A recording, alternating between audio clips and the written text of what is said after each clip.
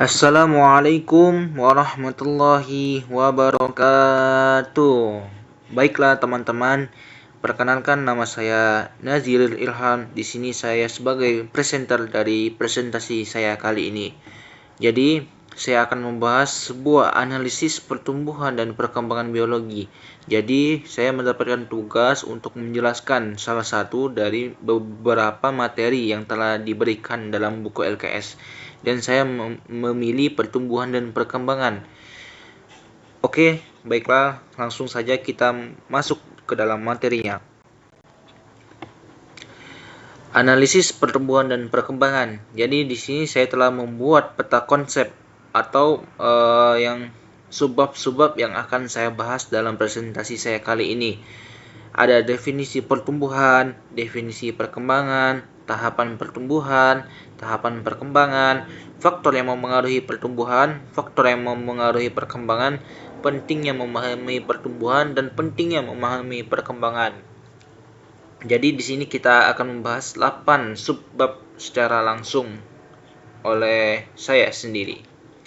Baiklah, subbab yang pertama yaitu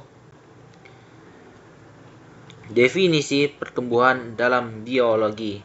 Baiklah, di sini terdapat 5 tahapan, 5 pengertian dari subbab yang pertama, yaitu apa sih definisi pertumbuhan itu? Apa sih pertumbuhan itu? Baiklah, pertumbuhan adalah proses peningkatan ukuran dan massa organisme. Jadi, ketika suatu organisme mengalami peningkatan ukuran dan massa, maka organisme tersebut mengalami proses yang bernama pertumbuhan. Yang kedua, pengukuran pertumbuhan.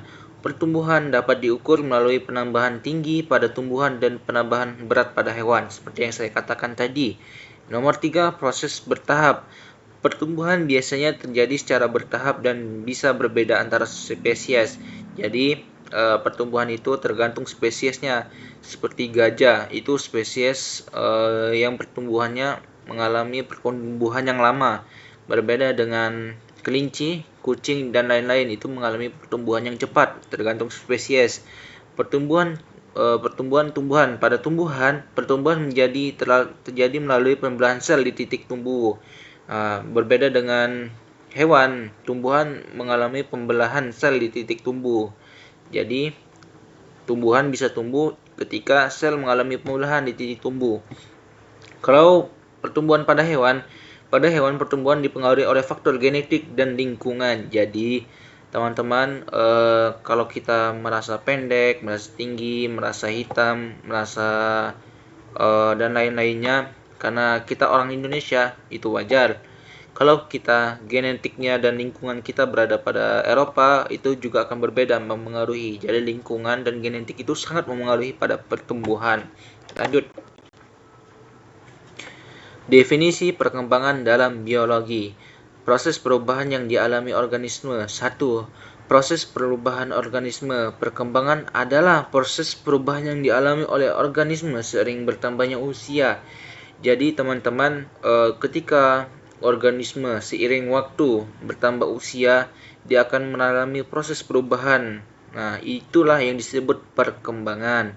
Ada 2, diferensiasi sel, proses di mana sel-sel menjadi berbeda dan memiliki fungsi tertentu dalam tubuh. Lanjut, pembentukan organ, tahap di mana struktur tubuh seperti organ mata, organ jantung, dan lain sebagainya terbentuk dan berfungsi. Jadi itulah yang seperti yang saya jelaskan tadi, definisi perkembangan. Pematangan sistem reproduksi, proses di mana sistem reproduksi berkembang menjadi matang dan siap untuk reproduksi. 5. Tahapan perkembangan. Perkembangan dapat dibagi menjadi beberapa tahap: embrio, larva, dan dewasa. Jadi ketika kita ambil contoh dalam manusia saja, dalam hewan-hewan seperti ulat. Ketika ulat akan mengalami fase embrio, akan mengalami fase menjadi larva, dan akan berkembang menjadi kupu-kupu. Itu adalah fase yang terjadi pada kupu-kupu. Lanjut.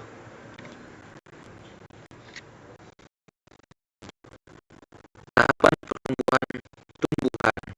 Memahami perkembangan tumbuhan dan biji hingga buah. Jadi di sini dijelaskan secara rinci bagaimana pertumbuhan itu bisa tumbuh. Yang pertama, tahap biji. Biji mulai tumbuh setelah mendapatkan air dan suhu yang tepat, memicu proses pertumbuhan. Nah, jadi proses awal dalam pertumbuhan itu adalah di tahap bijinya. Yang kedua akan dilanjutkan tahap pucuk. Pucuk tumbuh ke arah atas untuk mencari cahaya yang penting bagi fotosintesis. Nah, bagi teman-teman yang sudah mempelajari proses tumbuhan, pada tumbuhan akan mengetahui apa sih fotosintesis itu dan lain sebagainya. Yang ketiga, tahap daun. Daun berfungsi untuk menghasilkan energi melalui fotosintesis, mendukung pertumbuhan lebih lanjut. Yang keempat, tahap bunga dan buah. Setelah berkembang, tumbuhan menghasilkan bunga dan buah sebagai bagian dari fase reproduksi lanjut. Tahapan pertumbuhan hewan. Memahami perkembangan hewan dari embrio hingga dewasa. Kalau tadi pertumbuhan pada tumbuhan, sekarang pertumbuhan pada hewan. Di sini ada contoh bebek. Pertama ada embrio, fase awal pertumbuhan. Tahapan pertama adalah embrio yang merupakan fase awal perkembangan dari sel fertilisasi. Nah, sel fertilisasi nanti akan dijelaskan pada bab lain pada materi biologi kita. Yang kedua ada fase larva. Bentuk dan habitat berbeda-beda. Larva adalah fase di mana hewan memiliki bentuk dan habitat yang